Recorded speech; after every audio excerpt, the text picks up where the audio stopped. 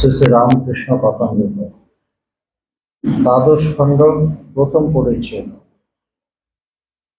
শ্রীরামকৃষ্ণ ভক্ত সঙ্গে আনন্দে বসিয়া আছেন।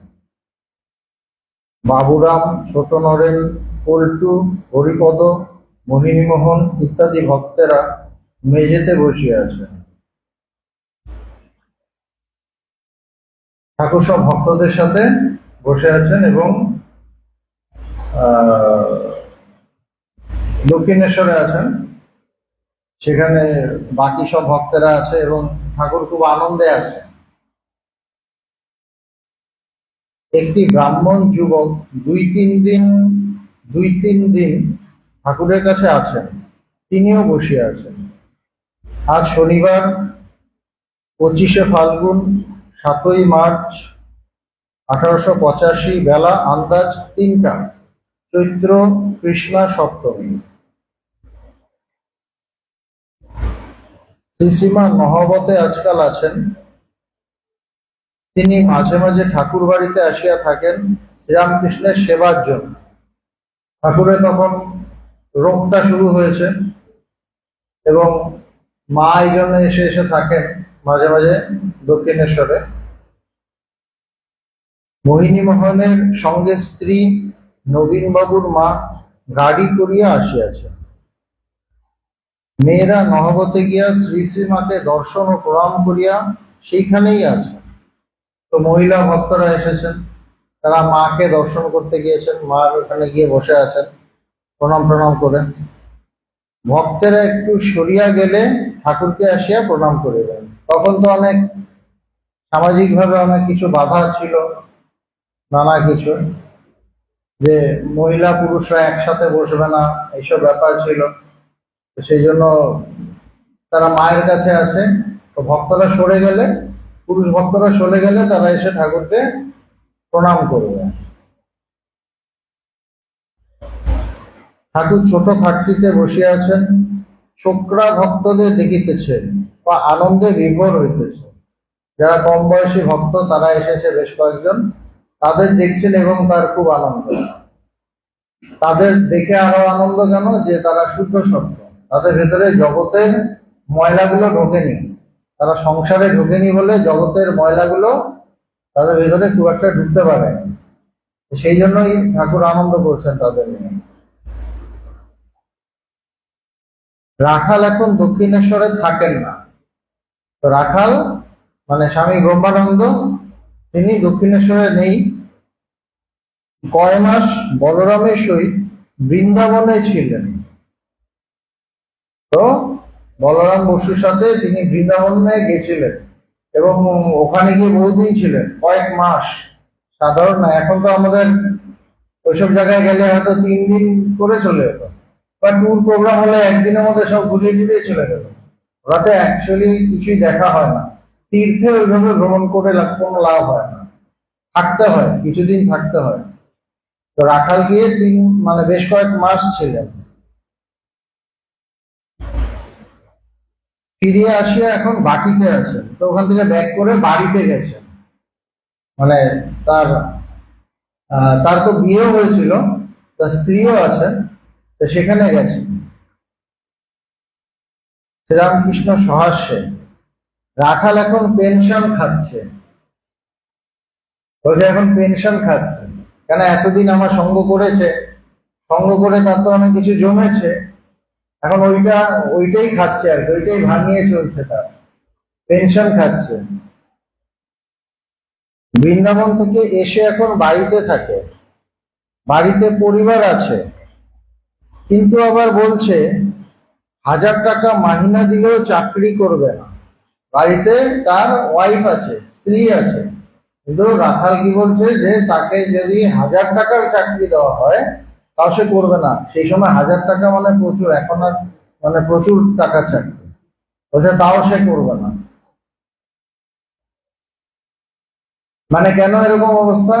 এই তার তীব্র বৈরাগ্য, ঠাকুরের সঙ্গ করছে, তার কাছে ঈশ্বরই সব, বাকি অত জগতের অত দাম নেই।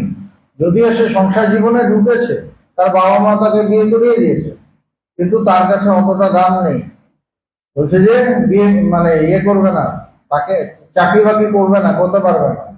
চাকরি মানেই কারো দাসত্ব করা। তো রাখাল বলছে যে আমি পারবো না।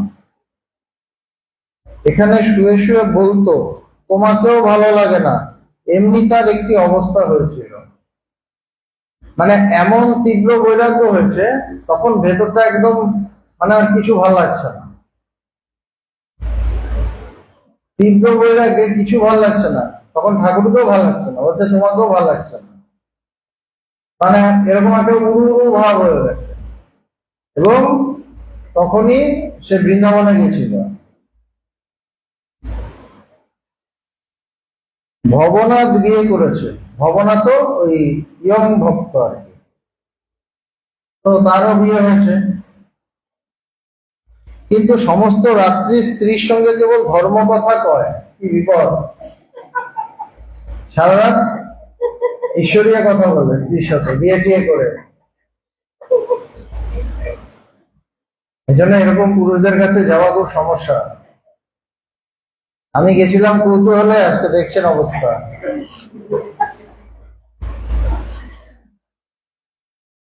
ঈশ্বরের কথা নিয়ে দুজনে থাকে, ভবনাথ তার স্ত্রী বলছে ঈশ্বরের কথা নিয়ে থাকে। আমি বললুম পরিবারের সাথে একটু আমোদ আহ্লাদ করবি। ঠাকুর উল্টো মজা দেখছেন আর কি, বলছে একটু মজা টজা করবি। তখন রোগ করে বলে কি আমরাও আমোদ আহ্লাদ নিয়ে থাকবো? ও খেতে গেছে, বুঝে আপনি কি বলছেন এসব? আমরা সবসময় ঈশ্বরীয় চিন্তা করবো, ঈশ্বরীয় কথা বলবো। মানে কি ধরনের উদ্বুদ্ধ, কতটা ইন্সপায়ার্ড হলে এরকম হতে পারে? এটা সাধারণ ব্যাপার তো নয়। সেই জন্যই তো তারা ইতিহাসের পাতায় ঢুকে যাচ্ছে, এমনি ঢুকেছে। বিয়ে তো লাখ লাখ কোটি কোটি মানুষ করে যাচ্ছে, রোজ করছে, নিজেও করে অন্যদেরও করায়,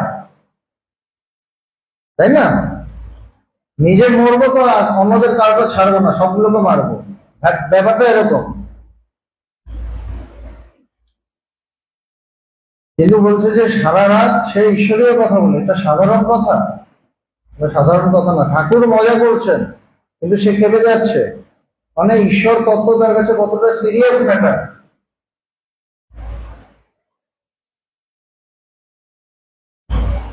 ঠাকুর এবার নরেন্দ্রের কথা কইতেছে, ইয়ং ছেলেদের বা ছোকরা ভক্তদের কথা বলতে বলতে অটোমেটিক্যালি তারপর নরেন্দ্র আসবে। নরেন্দ্র চলে এসেছে। ঠাকুর তো আর শুধু রাখাল বা ভবনাথ ওই নিয়ে থাকবে না, আস্তে আস্তে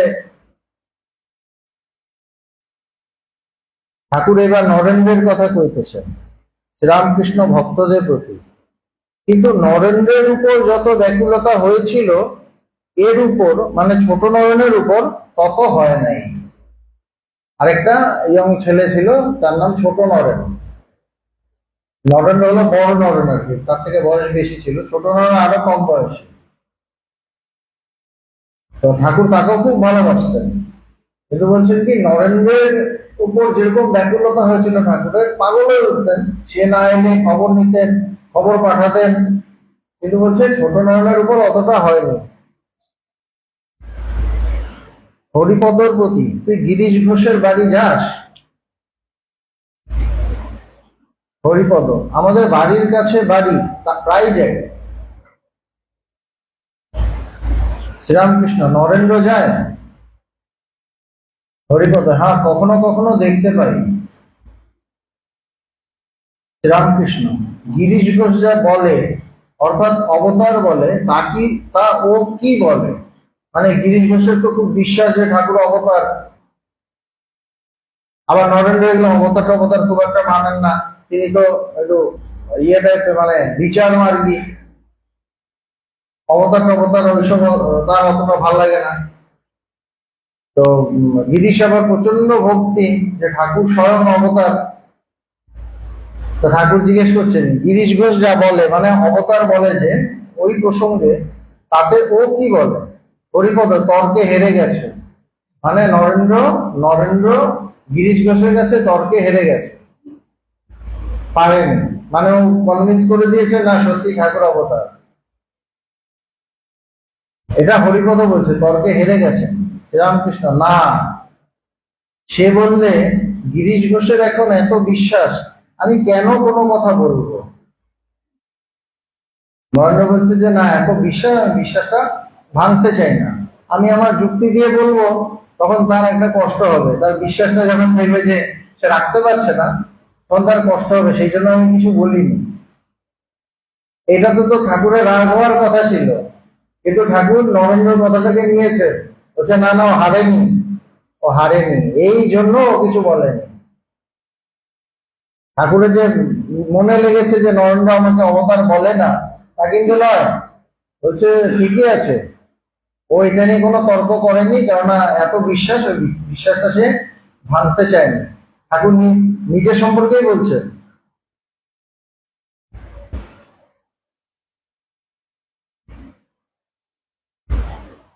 জজ অনুকূল মুখোপাধ্যায়ের জামাইয়ের ভাই আসিয়াছে, রামকৃষ্ণ, তুমি নরেন্দ্রকে জানো? আরেকজন এসেছে, তাকেও জিজ্ঞেস করছে যে নরেনকে চেনে কিনা। জামাইয়ের ভাই, আজ্ঞা হ্যাঁ, নরেন্দ্র বুদ্ধিমান ছোকরা। বলছে হ্যাঁ, ও খুব বুদ্ধিমান, বুদ্ধি আছে। শ্রীরামকৃষ্ণ ভক্তদের প্রতি, ঠাকুর বেশ আনন্দে আছেন, তখন ভক্তদের বলছেন ইনি ভালো লোক, যে কালে নরেন্দ্র সুখ্যাতি করেছে। বলছে নরেন্দ্র সম্পর্কে ভালো ভালো কথা বলছে, তাহলে খুব ভালো। সেদিন নরেন্দ্র এসেছিল, ত্রৈলোক্যের সঙ্গে সেদিন গান গাইবে। স্বামীজি গেছিলেন এবং একটা গান করেছিলেন, কিন্তু গানটি সেদিন আলুনি লাগলো, বলছে গানটা ভাল লাগেনি, গানটা যেন প্রাণ ছিল না। ঠাকুর বাবুরামের দিকে চাহিয়া কথা চলছে। বাবুরাম ছিলেন, বাবুরাম মানে প্রেমানন্দজি।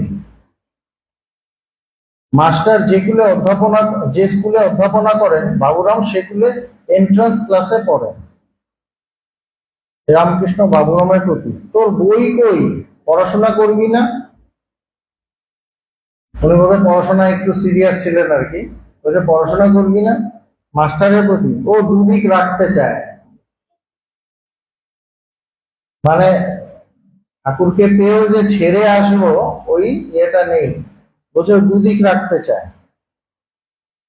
বড় কঠিন পথ, একটু তাকে জানলে কি হবে? বলছে যদি তাকে জানতে হয় ভালো করে জানো, যদি চর্চা করতে হয় ভালো করে করো, হাত খেচড়া করে লাভ নেই।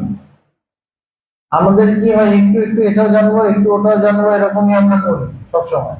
সবকিছু নিয়ে যেন আমাদের একটা আইডিয়া থাকে, যেন লেকচারটা দিতে পারি। আমাদের ভাবটা কি, সবকিছু একটু একটু জেনে রাখবো, যখন যেখানে দরকার লেকচারটা যেন দিয়ে দিতে পারি। যেমন নেতারা থাকে না, যেখানে ফেলবেন সেখানে একটা 5-10 মিনিটের লেকচার দিয়ে দেবে।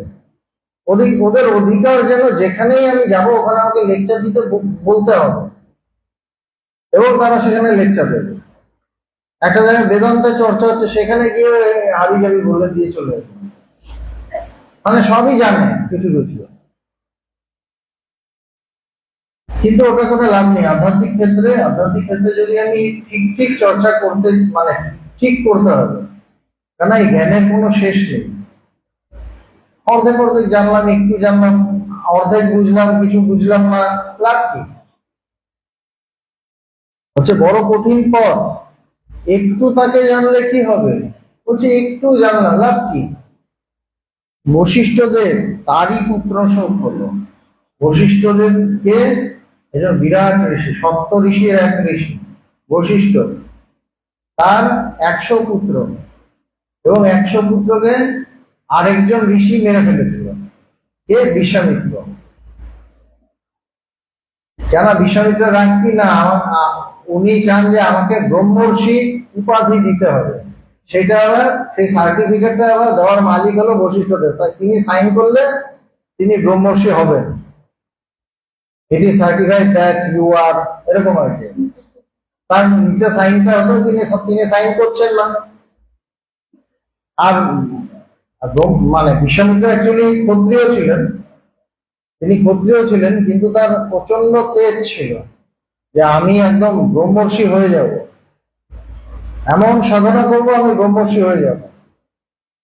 কিন্তু বাগড়া দিচ্ছেন এই বশিষ্ঠদেব, তিনি ব্রহ্মর্ষি বলে মানতে চান না।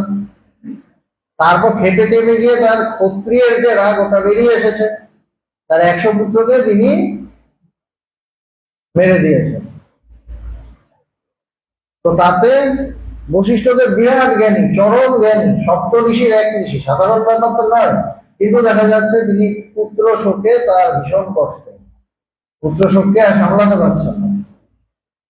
সেটাই বলছেন যে বশিষ্ঠদের তারই পুত্র শোক হলো, অত বড় জ্ঞানী। আমরা জানি যারা জ্ঞানী তাদের দুঃখ দুঃখ হবে না, আমরা তো এইভাবেই জানি।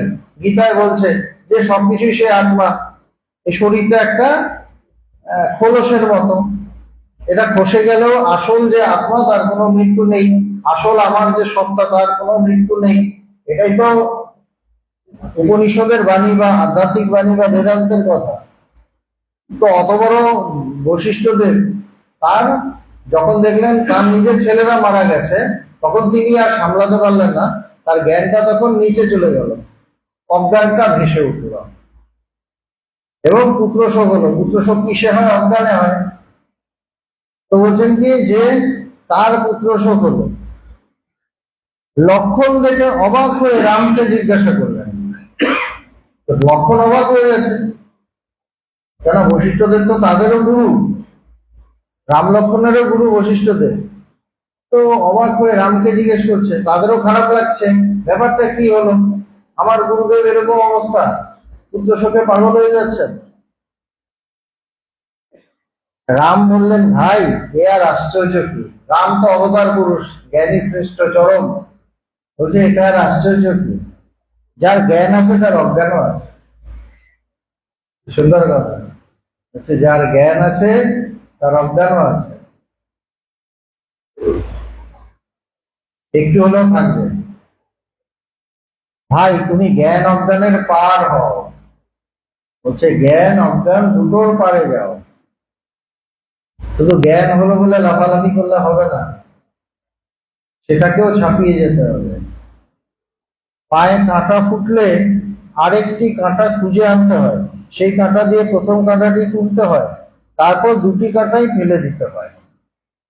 পায়ে কাঁটা ফুটলে কি করি, একটা সেফটি পিন নিই, সেফটি পিন নিয়ে ওটা করি, ওই কাঁটাটা তুলে ফেলি, তারপর দুটোই ফেলে দিই। সেফটি পিনটা অন্য জায়গায় রেখে দিই, তখন আর আমার হাতে রাখার দরকার নেই, আর কাঁটাটা নিয়ে কোথাও ফেলে দিই, নালায় টালায় ফেলে দিলাম, কাহিনী শেষ। এক কাঁটা দিয়ে আরেক কাঁটাকে তোলা। তো এই কথাটা মানেটা কি? মানে হলো জ্ঞান কাঁটা দিয়ে অজ্ঞান কাঁটাকে তোলা। আর অজ্ঞান কাঁটা যখন তুলে যাবে, পুরোপুরি উঠে যাবে, তখন জ্ঞান কাঁটার দরকার আছে? দরকার নেই। আমি একবার ভগবানকে, তখন তো বাইরে থাকতাম, আসতাম মাঝে মাঝে, একটু একটু প্রশ্ন করতাম। তা আমি এরকম জিজ্ঞেস করেছিলাম যে জ্ঞান যখন হবে, হ্যাঁ জ্ঞান হলো, কিন্তু জ্ঞান হলে তো মানে জ্ঞানটাও তো কিছু বৃত্তি, তো ওটা তো রয়ে যাবে, ওটাও তো জানাবে। ভগবান তখন বললেন, মনে করো একটা কাগজ, মনে করো একটা কাগজের টুকরো, এটাতে একটা আগুন জ্বালিয়ে দিল, তা কি হবে? ওটা জ্বলবে। তা বলছে যখন জ্বলে পুরো পুড়ে যাবে তখন কি হবে? আগুনটা থাকবে? বললো না, আগুনটাও তো নিভে যাবে, তখন তো আগুনও নিভে যাবে। সুতরাং যতক্ষণ দেখা যাচ্ছে জ্ঞান আছে, বোঝা যাবে যে অজ্ঞানও আছে। কোথাও একটা ঘটনার অপেক্ষায় যেখানে অজ্ঞানটা বেরিয়ে আসবে, এক্সপোজ হবে, যে জ্ঞানটা এখনো সেই জায়গায় পৌঁছায়নি যেখানে সে জ্ঞান অজ্ঞানের পারে গেছে। জ্ঞানটা সেই জায়গায় পৌঁছায়নি যেখানে জ্ঞান অজ্ঞানের পারে চলে গেছে। এই হচ্ছে ভাই, যার জ্ঞান আছে তার অজ্ঞানও আছে। তুমি জ্ঞান অজ্ঞানের পারে পারে যাও, পার হও। পায়ে কাঁটা ফুটলে আরেকটি কাঁটা খুঁজে আনতে হয়, সেই কাঁটা দিয়ে প্রথম কাঁটাটি তুলতে হয়, তারপর দুটি কাঁটাই ফেলে দিতে হয়। তাই অজ্ঞান কাঁটা তুলবার জন্য জ্ঞান কাঁটা জোগাড় করতে হয়, তারপর জ্ঞান অজ্ঞানের পারে যেতে হয়। মানে ঠিক ঠিক ভাবে অজ্ঞান উচ্ছেদ হলে জ্ঞানটাও আর থাকে না। আলাদা করে জ্ঞানের দরকার নেই। জ্ঞানের দরকার কখন ছিল? যখন অজ্ঞান ছিল। পুলিশের দরকার কতক্ষণ? যতক্ষণ চোর আছে। কোনো রাজ্যে যদি চোর আর না থাকে, কোনো প্রোডাকশন যদি না হয় চোরের, তখন পুলিশ থাকবে? পুলিশও থাকবে না। চোরের পরিপ্রেক্ষিতে পুলিশ, চোরের পরিপ্রেক্ষিতে পুলিশ। চোর নেই তো পুলিশও নেই, একজন আরেকজনকে ধরে দাঁড়িয়ে থাকে। এটা থাকলে ও থাকে, ওটা থাকলে এ থাকে। তাই জ্ঞান অর্জনে পারে যেতে হয়। বাবুরাম সহসে আমি ওইটি চাই, তার জ্ঞানের নারী টন্টন বলছে আমার ওইটা চাই, পারে যেতে চাই সবকিছু। শ্রীরামকৃষ্ণ সহাস্যে, ওরে দুদিক রাখলে কি তা হয়? বলছে তুমি সংসারও রাখবে, তুমি এটাও রাখবে, দুদিক রাখলে কি আর ওটা হবে? তোমাকে পুরো ঝাঁপাতে হবে। এই ঝাঁপাতে মানুষের ভয়, মানুষ ঝাঁপাতে চায় না। ভগবান বলছেন না মরণ ঝাঁপ। ভগবান বলছেন কি, মানে অমরতার গর্ভে মরণ ঝাঁপ, সমুদ্র ফিরিয়ে দেবে অমৃতময় মৃতদেহকে, চৈতন্যের বরে ভরপুর। এটা মরণ ঝাঁপ। কোথায় এই ঝাঁপটা? কোথায়? মৃত্যুর মুখে না, অমরত্বে, অমরত্বের মুখে ঝাঁপ। তাতে কি আমার মৃত্যু হবে? মৃত্যু হবে না, কিন্তু আমরা ঝাঁপ দিতে ভয় পাই।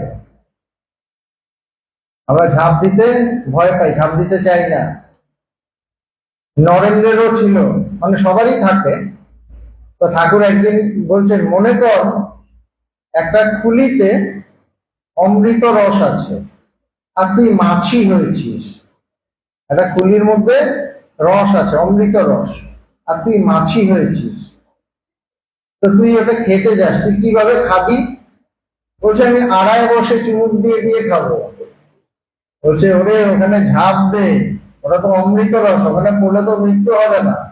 এমনি ওখানে পড়ে গেলে মরতে পারে, কিন্তু ওটা তো অমৃত রস, মানে ঝাঁপ দে। এই যে টেকনিক্যাল কথা, এগুলো প্রচন্ড আধ্যাত্মিক টেকনিক্যাল কথা, কিন্তু আমাদের ঝাঁপ দিতে যত ভয়। আমরা সবসময় আমার আমিত্বটাকে রেখে দিতে চাই। আমার আমিত্বটাই তো অজ্ঞান। আমি মরলে ঘুচিবে জঞ্জাল, আমাদের আমিত্বটাই অজ্ঞান, ওটাকে রেখে দিতে চাই। এটা থাকুক, তারপর আরো কিছু হোক। আমরা কি চাই? আমিটা থাকবে, তারপরে একটু জ্ঞান হবে, একটু টাকা পয়সা তো এটা বলছি না, ওগুলো লাগবেই, কিন্তু আমিটা থাকতে হবে। কিন্তু বলছে যতক্ষণ আমি আছে ততক্ষণই তো তোমার হচ্ছে না। আমি মরলে গুছিবে জঞ্জাল, আমিটাকেই তো ওড়াতে হবে।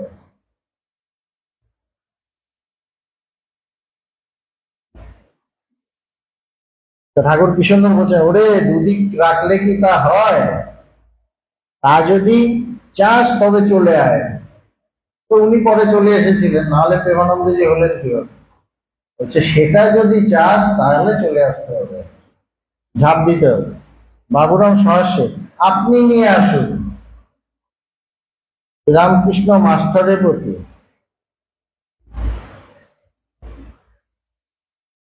বাবুরাম নিজে আসবে না, ওটা তার উপর দিয়ে দিয়েছে, আপনি নিয়ে আসুন, মানে আমি চেষ্টা করব না।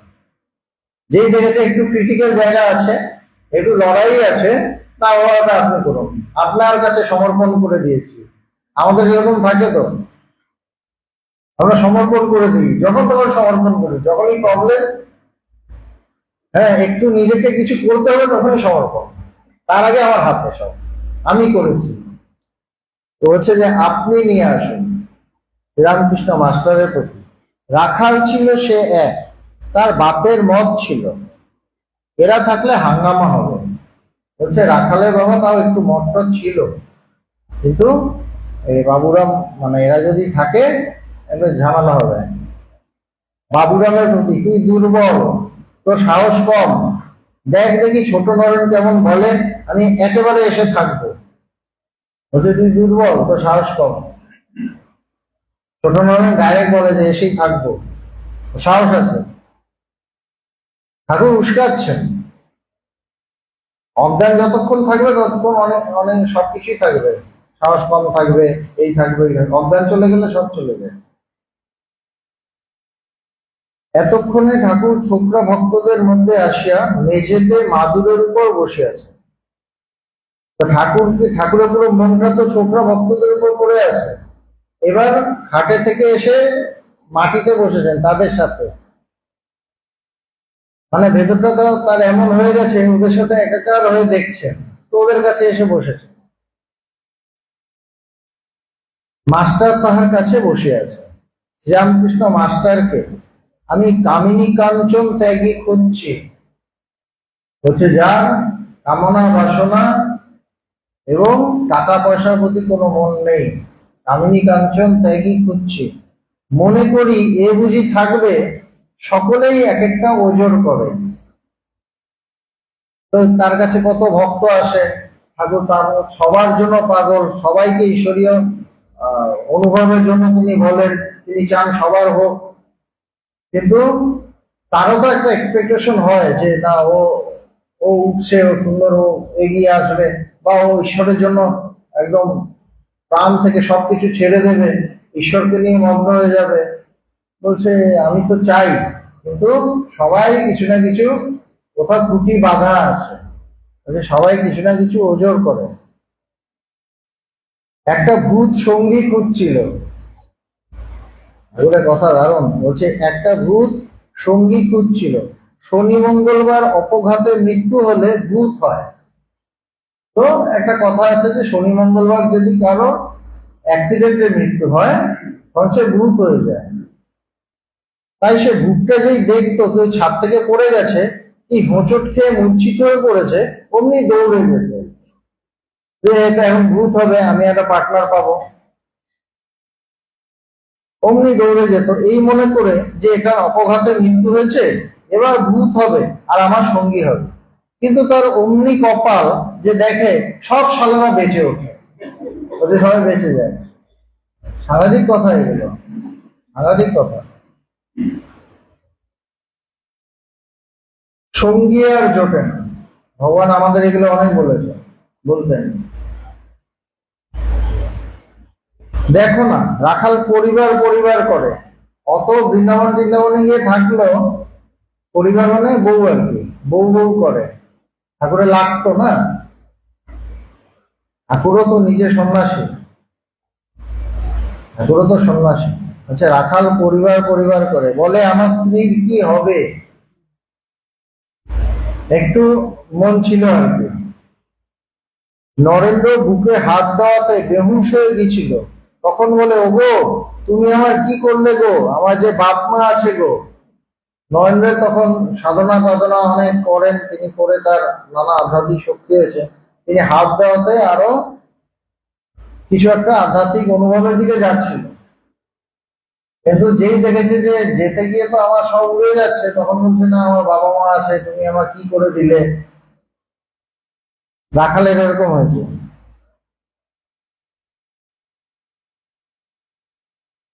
ও না, এটা নরেন্দ্রের কথা বলছেন। নরেন্দ্র বুকে হাত দেওয়াতে মানে ঠাকুর তার বুকে হাত দিয়েছে, এবং নরেন্দ্র তখন চিৎকার করে উঠেছে যে আমার তো বাবা মা আছে, তুমি আমাকে কি করলে, আমায় তিনি এই অবস্থায় রেখেছেন কেন। তো ঠাকুর বলতে বলতে তার নিজের কথা মনে হচ্ছে যে ঠাকুরকে এই অবস্থায়, তার তো তখন শরীর খারাপ, তখনও তার শরীরটা আছে, বলছে আমাকে এই অবস্থায় রেখেছেন কেন। চৈতন্যদেব সন্ন্যাস করলেন সকলে প্রণাম করবে বলে, যারা একবার নমস্কার করবে তারা উদ্ধার হয়ে যাবে। চৈতন্যদেব অবতার পুরুষ, তিনি সন্ন্যাস নিলেন এবং তিনি মানুষের কাছে কাছে গেলেন, একবার একবার হরি বলো, একবার কৃষ্ণ বলো, এইভাবে গেলেন। এবং কেন, যারা তাকে নমস্কার করছে তারা উদ্ধার হবে। তারা থাকেন কেন, মানুষের জন্য, জগদ্ধিতায় মানুষের জন্য তারা থাকেন। ঠাকুরও তাই, ঠাকুরের জন্য মোহিনী মোহন চাংড়া করিয়া সন্দেশ আনিয়াছে। শ্রীরামকৃষ্ণ এ সন্দেশ কার, বাবুরাম মোহিনীকে দেখাইয়া দিল। অনেক অনেক সন্দেশ টন্দেশ নিয়ে এসেছে। ঠাকুর প্রণব উচ্চারণ করিয়া সন্দেশ স্পর্শ করিলেন ও কিঞ্চিত গ্রহণ করিয়া প্রসাদ করিয়া দিলেন। একটু খেলেন, বাকিটা প্রসাদ করে দিলেন। অতঃপর সেই সন্দেশ নিয়ে ভক্তদের দিতেছেন, সবাইকে দিচ্ছেন একটা একটা করে। কি আশ্চর্য, ছোট নরেনকে ও আরো দুই একটি ছোকরা ভক্তকে নিজে খাওয়াইয়া দিতেছে। ছোট ছোট যারা, ছোট ভক্ত যারা, তাদের খাইয়ে দিচ্ছে। শ্রীরামকৃষ্ণ মাস্টারের প্রতি এর একটি মানে আছে। তো বয়স্করাও তো আছে, তাদের মতো মনে হতেই পারে যে ঠাকুর আমাকে একটু খাইয়ে দিলে ভালো হতো, তাই না? সবারই মনে হবে আমাকে যদি খাইয়ে দেন, করতে যা দেখেন ঠাকুর হাতে দিয়ে দিচ্ছে, সমস্যার ব্যাপার। আর বাচ্চাদের মানে মুখ খুলে প্রায় খাইয়ে দিচ্ছেন। তো ঠাকুর বলছে, ঠাকুর তো জানেন, এনে বলছেন মাস্টারকে এর একটি মানে আছে। নারায়ণ শুদ্ধাত্মাদের ভিতর বেশি প্রকাশ, তিনি স্বয়ং নারায়ণ, আর যার মধ্যে নারায়ণের প্রকাশ বেশি তার প্রতি তার টান বেশি, তার প্রতি তার টান বেশি। ওদেশে যখন যেতুম ওইরূপ ছেলেদের কারো কারো মুখে নিজে খাবার দিতাম, মানে দক্ষিণ এই কামারপুকুরে যখন যেতেন তখন তার তো ওখানে সব ছোট ছোট বন্ধুরাও ছিল, ছোটবেলা তিনি ওখানে কাটিয়েছেন।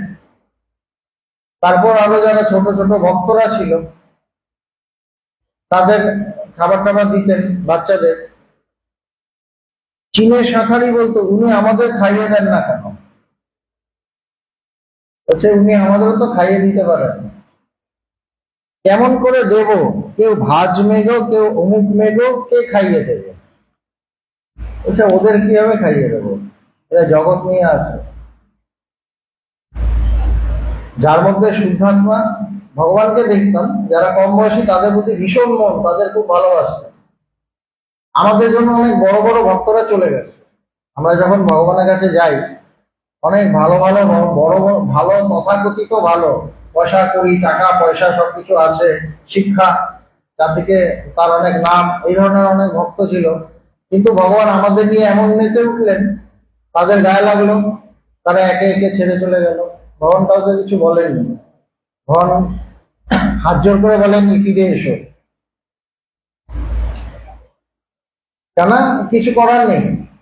যার মধ্যে প্রকাশ বেশি দেখছেন, যাকে শুদ্ধ আত্মা দেখছেন, শুদ্ধ সত্য দেখছেন, তার প্রতি তার মন পড়ছে। যদি না পড়ে তখনই কম্প্রোমাইজ, যদি না পড়ে তাহলে বুঝতে হবে তিনি কম্প্রোমাইজ করছেন। তিনি কম্প্রোমাইজ করেননি, সেই জন্য তাকে অনেক লাঞ্ছনা গঞ্জনা সহ্য করতে হয়েছে, তার উপর অনেক অত্যাচার হয়েছে, ভয়ঙ্কর অত্যাচার হয়েছে, এবং ম্যাক্সিমাম আমাদের জন্য কম বয়সীদের নিয়ে মেতে উঠেছিলেন। তাকে যা খুশি বলা হতো, ছেলে ধরা, এই সেই, না কিছু, এদের মাথা খারাপ করে দিচ্ছে, অনেক কিছু বলা হয়েছিল। কিন্তু আজকে প্রমাণ তিনি ভগবান ছিলেন, তিনি ভগবান আছেন, একদম জগতে প্রতিষ্ঠিত হয়ে গেছে, এবং তিনি কোনো ভুল করেননি, ঠাকুরের কোনো ভুল করেননি। আজকে প্রমাণ, রামকৃষ্ণ মিশন এত বড় হয়েছে সেই ইয়ং ছেলেদের ধরেই হয়েছে।